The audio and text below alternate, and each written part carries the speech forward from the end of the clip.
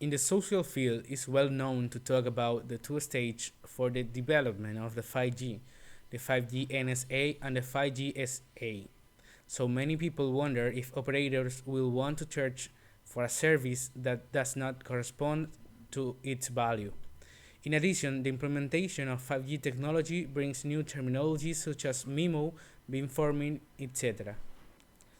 The non-standalone 5G allow us to download data faster without adding frequency bands, improving latency with range from 12 to 20 milliseconds, and multiplying by 10 the network capacities.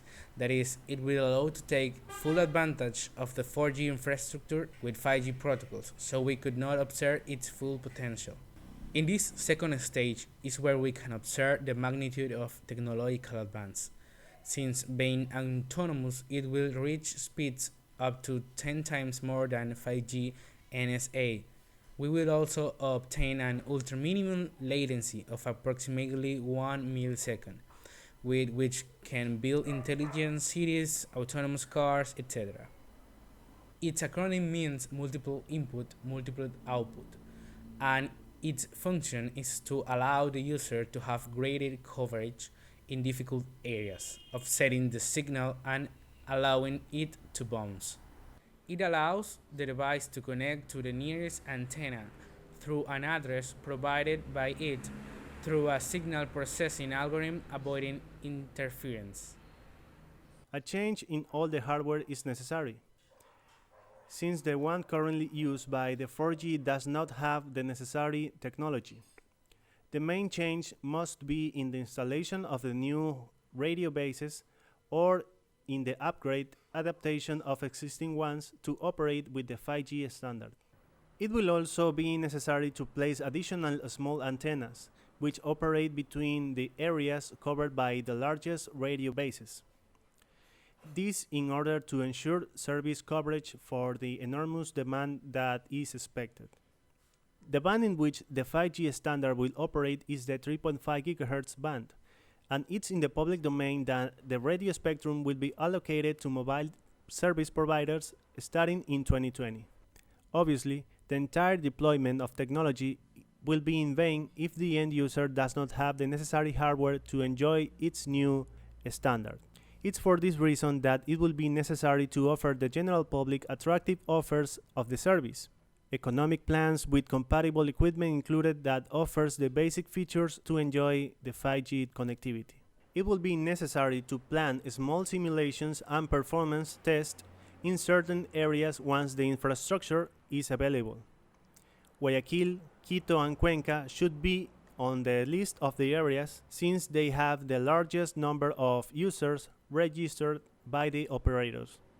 The implementation of the 5G standard implies the use of high-frequency wireless signals and therefore the exposition of the population's health to certain levels of electromagnetic radiations. A study made by the Hebrew University of Jerusalem conclude that the penetration of radio and 60 GHz waves into the skin could increase the risk of skin-related diseases. Among the main problems we could deal with are the increase of harmful free radicals, which means the risk of cancer, genetic damage, which could deal to some problems into the reproductive system. In future generations, it could cause memory and retentive problems and some other effects in human population. According to GSMA intelligence, between 2018 and 2025, the number of things connected to the internet will triple to 25 billion, while its revenues will quadruple to $1.1 trillion. So this represents an annual revenue perspective of 1.4% in the world economy. According to a study by Qualcomm Technologies, it is estimated that 5G could generate up to $3.5 billion in revenue by 2035, which triggers an approximate of 22 million jobs, driving a global increase in GDP of $3 million in the next 15 years.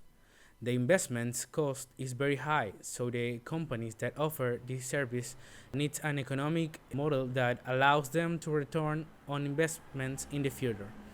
Since 5G needs around 30 to 50% more investments compared to 4G technology. First, the development of 5G will be highly questioned regarding its two-stage, the suggested retail price, coverage, etc. Therefore, service providers must carry out information campaigns regarding the advantage of 5G speeds and how to take advantage of them in their daily lives. Second, it's necessary to prepare Ecuador in terms of infrastructure, and given the vertiginous advance of 5G on the rest of America, the country is falling behind.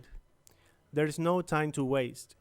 The country needs executive plans to apply to the new technology as fast as possible, changing the current network, replacing or updating all devices, looking for investors, and introducing the basics of 5G to the public.